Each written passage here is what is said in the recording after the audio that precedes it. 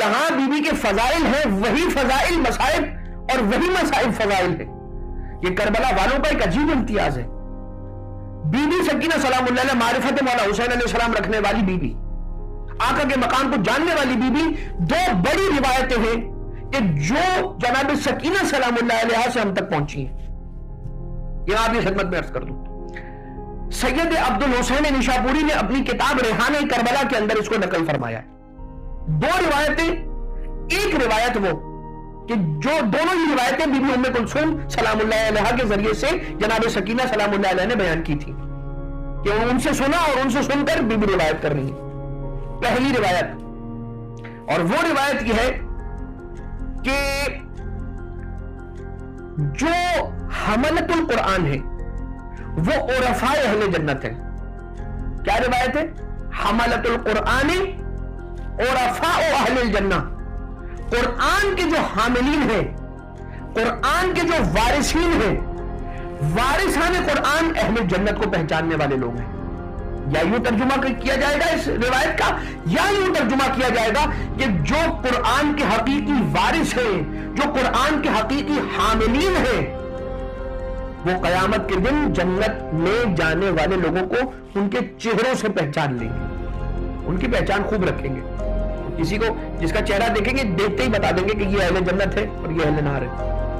خیر, تو ایک روایت یہ کہ حملۃ القرآن عرفاء اہل الجنہ, کہ اہل جنت کے عرفاء میں سے ہے کون؟ حملۃ القرآن.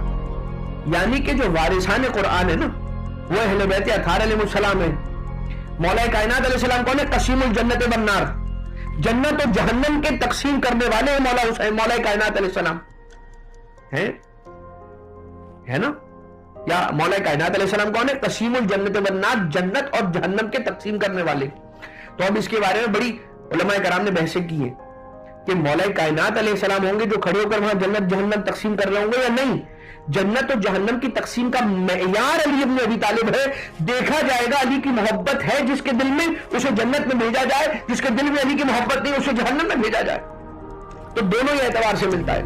مگر خود جناب مولا امیر المومنین علیہ الصلوۃ والسلام اور علی اور اولاد علی, رسول اور اولاد رسول, یہ وہ ہیں کہ جو حقیقی وارثان قرآن ہیں. رسول نے اس دنیا سے جاتے ہوئے جو حجۃ الوداع کے موقع پر خطبہ غدیر ارشاد فرمایا, اس کے ایک ٹکڑا یہ ہے کہ انی تارک فیکم الثقلین کتاب اللہ و عترتی اہل بیتی ما ان تمسکتم بہما لن تضلوا بعدی ابدا.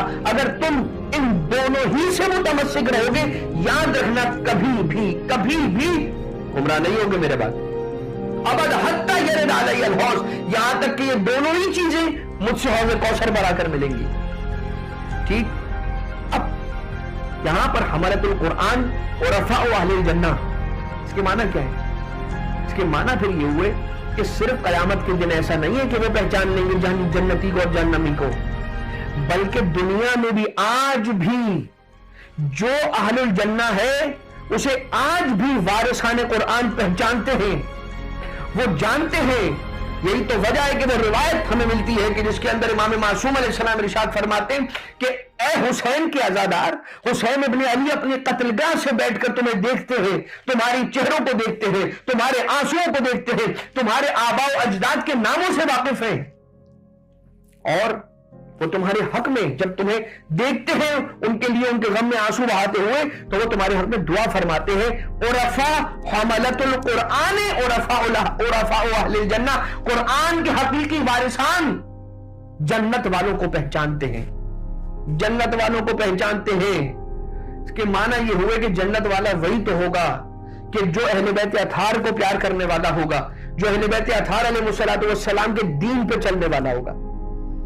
لہٰذا یہ ایک روایت جو بی بی سکینہ سلام اللہ علیہ نے بیان فرمائی, اور ایک روایت اور ہم تک پہنچی ہے جو شہزادی سکینہ سلام اللہ علیہ کے ذریعے سے ہم تک آئی ہے, اور وہ روایت علامہ مجلسی نے خود اپنی سند کے ذریعے سے بیان کی ہے, اور بکر ابن احنف یہ راوی ہے, اور انہوں نے اس روایت کو بیان کیا, اور یہ کہتے ہیں کہ جناب فاطمہ بنت امام رضا علیہ السلام, انہوں نے یعنی دختر امام رضا علیہ السلام نے دختر امام موسیٰ کاظم علیہ السلام سے سنی، دختر امام کاظم علیہ السلام نے دختر امام صادق علیہ السلام سے سنی، دختر امام صادق علیہ السلام نے دختر امام باقر علیہ السلام سے سنی، دختر امام باقر علیہ السلام نے دختر امام سجاد علیہ السلام سے سنی، اور دختر امام سجاد علیہ السلام نے سنی یہ روایت جناب سکینہ بنت الحسین سلام اللہ علیہا سے، اور جناب سکینہ بنت الحسین سلام اللہ علیہا نے سنی جناب ام کلثوم بنت امام علی المرتضی علیہ السلام سے۔ اور وہ روایت یہ تھی کہ رسول نے فرمایا، اچھا اب بی بی ام کلثوم نے کن سے سنی؟ اپنے بابا علی سے، اور مولا کائنات علیہ السلام نے کن سے سنی؟ رسالت مآب سے۔ رسالت مآب فرما رہے، اور یہ روایت کن کے ذریعے سے پہنچی ہے؟ جناب سکینہ سلام اللہ علیہا بھی اس کی ایک راویہ ہے۔ کیا فرمایا؟ رسالت مآب فرماتے کہ میں معراج کے سفر پر گیا، جب میں آسمانوں کی سیر کر رہا تھا تو میں ایک ایسے مقام پر پہنچا کہ جہاں پر ایک بہت بڑا قصر تھا، در اور یاقوت سے سجا ہوا، اور اس کا ایک دروازہ تھا کہ جو موتیوں کے ذریعے سے سجا ہوا تھا، اور اس پر ایک پردہ لگا ہوا تھا، اور اس پردے پر یہ عبارت لکھی ہوئی تھی، لا الہ الا اللہ محمد رسول اللہ علی ولی القوم، کہ علی جو ہے وہ اس قوم کے ولی ہے، لا الہ الا اللہ اللہ کے سوا اور کوئی خدا نہیں، محمد رسول اللہ، اور محمد مصطفیٰ صلی اللہ علیہ وآلہ وسلم اللہ کے رسول ہیں، اور علی ابن ابی طالب علیہ السلام اس قوم کے ولی ہیں۔ ولی یعنی اس قوم پر اللہ کی جانب سے اختیار رکھنے والے، اولا بانفسہم ہے، ٹھیک؟ یہ میں نے عبارت دیکھی، اور اس کے بالکل نیچے لکھا ہوا تھا، اس عبارت یعنی اس جملے کے نیچے ایک اور جملہ لکھا ہوا تھا، اور وہ جملہ یہ لکھا ہوا تھا، بخن بخن لشیعت علی ابن ابی طالب، مبارک ہو اور مبارک باد ہو علی ابن ابی طالب علیہ السلام کے شیعوں کو، مبارک ہو علی ابن ابی طالب کے شیعہ کو، علی کو ماننے والے لوگوں کو مبارکباد لکھی ہوئی وہاں۔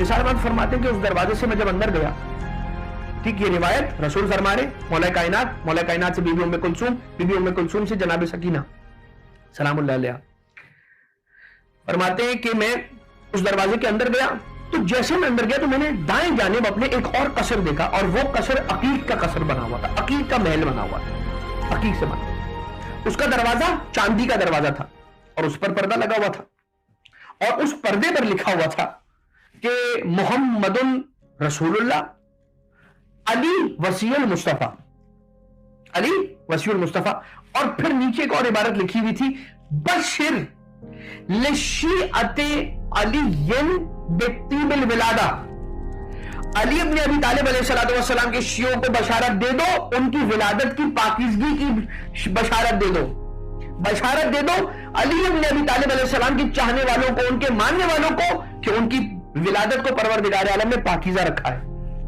کی ولادت کو پاکیزہ رکھا ہے۔ اچھا مولا کائنات علیہ السلام ہی کو کیوں؟ مولا کائنات علیہ السلام ہی کو کیوں؟ اس لیے کہ رسالت مآب تک تو سب آ گئے، جو معاملات دگرگوں ہوئے وہ رسول کے بعد علی ابن ابی طالب علیہ السلام سے ہوئے۔ پروردگار عالم نے اپنے دین کو بھی جب کامل فرمایا نا، الیوم اکملت لکم دینکم، وہ رسول کی نبوت کے اعلان کے بعد نہیں کیا ہے۔